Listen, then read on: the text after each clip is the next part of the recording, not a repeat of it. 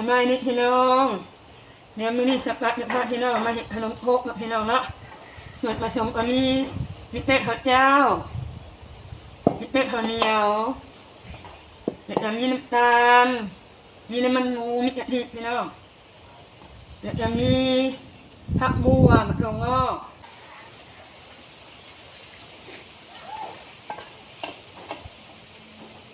ใส่แป้งข้าวเจ้าแป้งข้าวเหนียวพี่น้องใส่น้ำตาล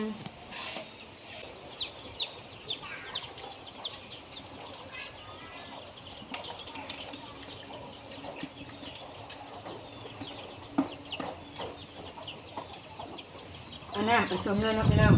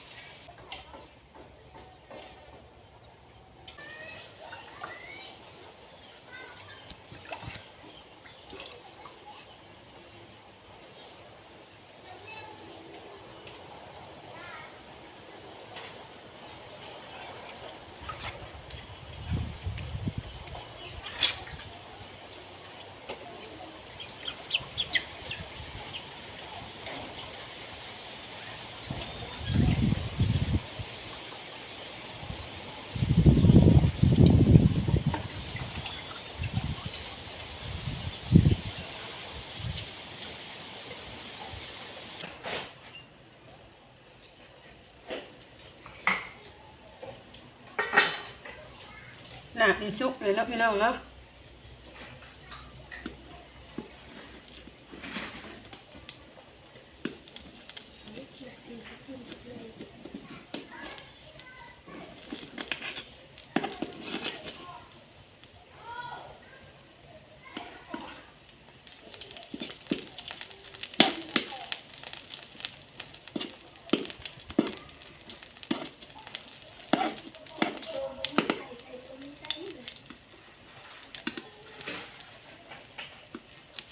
หอมพี่น้องเห็ดเองกินเองเห็ดให้ลูกสาวอยาก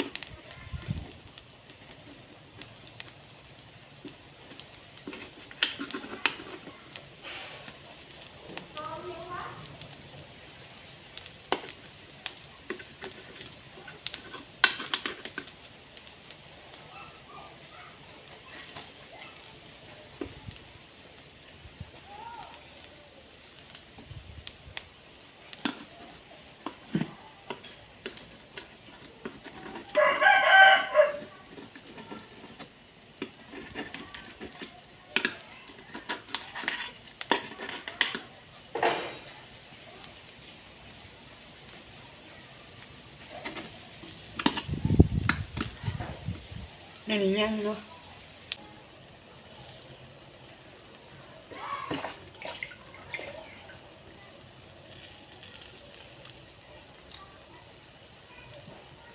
หากเป็นน้ำตาลเราใส่น้ำตาลทรายขาวมันอย่างแซ่บในสปาบ่มีน้ำตาลทรายขาว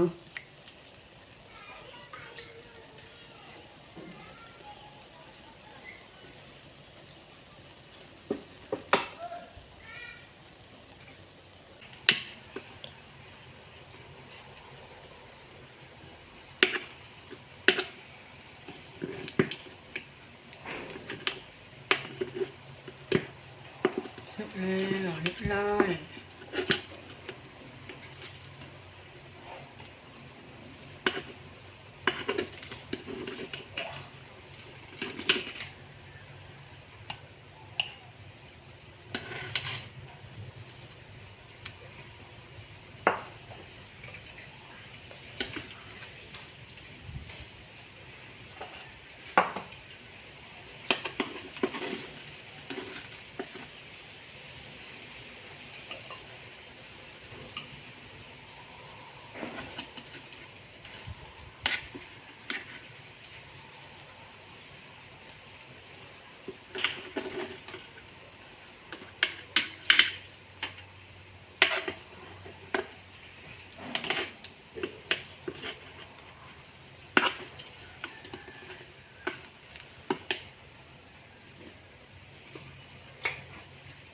แล้วพี่น้อง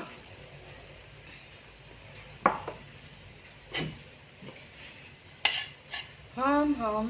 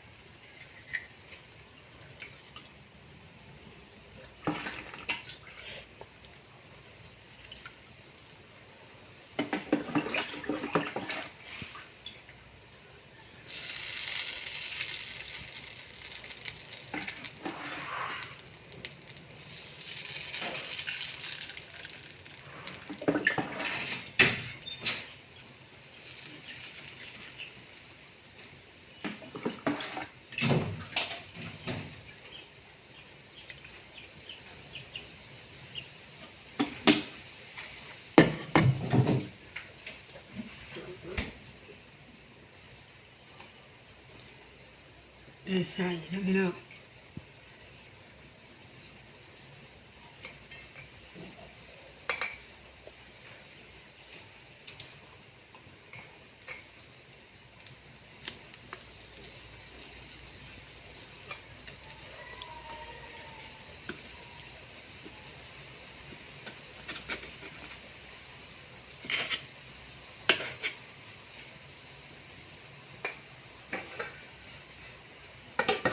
ปิดฟ้าแล้วก่อนนี้ครับยินอนิษฐานนะพี่น้องแล้วนี่ล่ะอยากบ่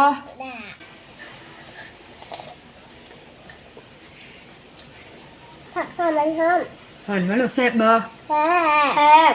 เยี่ยมมือแม่อีกแม่